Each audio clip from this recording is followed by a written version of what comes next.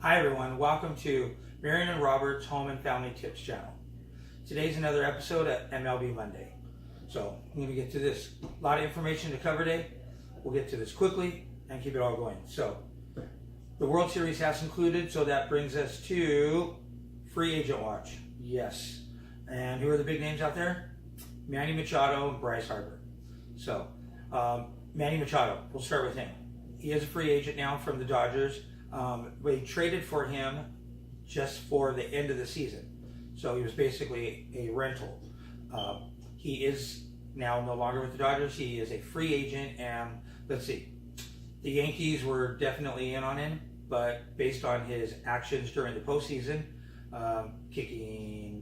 running his foot across Jesus Aguilar, the Milwaukee Brewers, clipping, holding into the second baseman in another game, being quoted as talking to ESPN and saying that he is not Johnny Hustle. These actions have led the Yankees to kind of take a back seat and not be so interested in him. But now there's new reports today at the general managers meetings going on in Carlsbad, California for 2018 that the Yankees kind of are back in on him. So we don't know. Bryce Harper, the Yankees were out on him. Well, now there's a report from a source saying that the Yankees might be waiting in the wings on Bryce Harper. But you ask, wait, don't they have an outfielder? Yes, they do. They have 3 solid outfielders, and they just re-signed Brett Gardner to the outfield. So you have your 2 key people, Aaron Judge and Giancarlo Stanton. So how do you get Bryce Harper into that mix with all that money? They do have that much money. But the word on the street is they are going to trade Giancarlo to his hometown team, either the Angels or Dodgers. Interesting. So that's the newest report from a source coming out of the general manager meetings in Carlsbad today. So this is a late edition of MLB Monday. I was waiting around to see what was coming out on the wire from the general manager meeting. Today is day 1. Okay, so that is going on. So that is the big news. Now, moving on to other free agents, obviously the Harper Machado thing, we're going to have to wait. That's going to play out. So hopefully we'll have a little more clarity next Monday.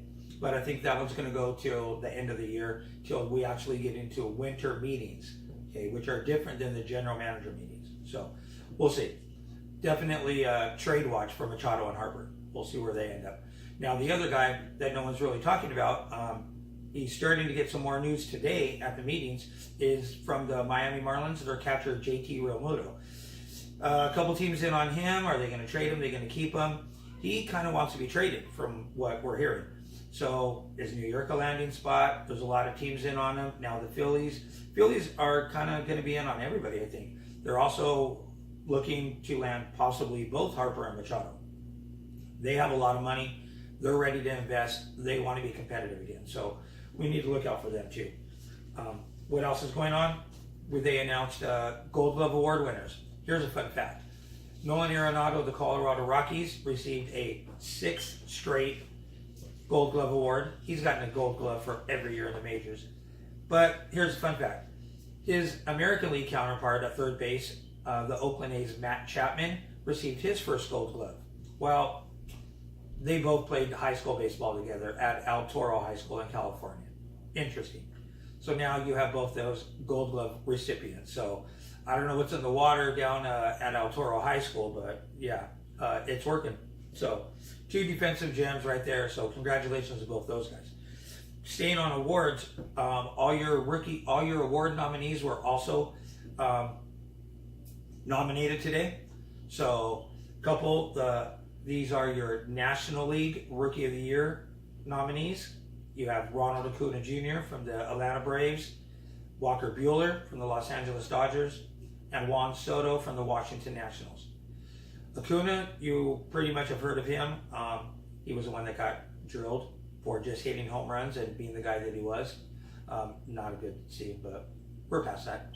Walker Buehler, Dodgers pitcher. He pitched into the World Series throughout the playoffs. So we have him going on. And Juan Soto, the teenage phenom out in Washington for the Washington Nationals. So now keep in mind, a lot of people, especially in my area, Dodgers, are saying Walker Buehler all the way. What he did in the postseason, the World Series, pitching in must-win games. he did do exceptionally well. He was basically our ace during the playoffs. Mr. Kershaw played a strong number 2. You know, that argument could be said, but we won't get into that right now. Walker Buehler, what he did and really where he shined was in the postseason. So that's great for us as a team moving forward for the future. But for this award, Rookie of the Year, and as well as all other awards, managerial MVPs do not take postseason play into consideration. So with that said, and the full seasons that these 3 players have, I have to say the edge would go to Acuna Jr. So he came on strong the second half. He helped push his team into the playoff scenario, which the Dodgers did play in the first round. So it's going to be tough because they're 3 they're 3 really good young players coming up. So it's definitely not the last you've heard of either of those names. So they will all be here to stay for a while. They're the new front. They're the new kids coming up in baseball. So we got that going on. Trading, there's a lot going on. Everybody's moving around. They're talking about trades. They're talking about moving this guy. You can get all that information on MLB.com news. Go there, check them out. The Dodgers general manager is possibly even in negotiations now to be taken by the San Francisco Giants. So that's not unheard of. We have had GMs be traded before. Who was it from the Boston Red Sox? I forget his name, but he went to the Chicago Cubs. So it is possible. They do trade GMs, presidents. It does happen. So look for that. Going back to what's happened the past week, this last Friday, Clayton Kershaw of the Dodgers did decide on his opt-in, opt-out clause. They renegotiated his contract, added a 3rd year guaranteed $31 million. So it's not a lot. He just picked up another year and some incentive bonus money. He went from what he was making was $30.7 million a year for the 2 remaining years. Now he's on a no opt-out. He cannot opt out on this last 3 years. It's a guaranteed 3 years of $31 million a year for 3 years, $31 million. And then he has incentive bonuses for games pitched at 24 starts, 26, 28, and 30. So if he reaches that plateau of that many games started for each level, 24, 26, 28, 30, he will receive a $1 million bonus. On top of that, he has a $1.5 million bonus if he wins a Cy Young. If he finished 2nd or 3rd in either of these remaining 3 seasons to Cy Young award winning, he gets $500,000. So some extra, that's a good amount of potential bonus money right there for him. So hopefully he gets well, fixes his back.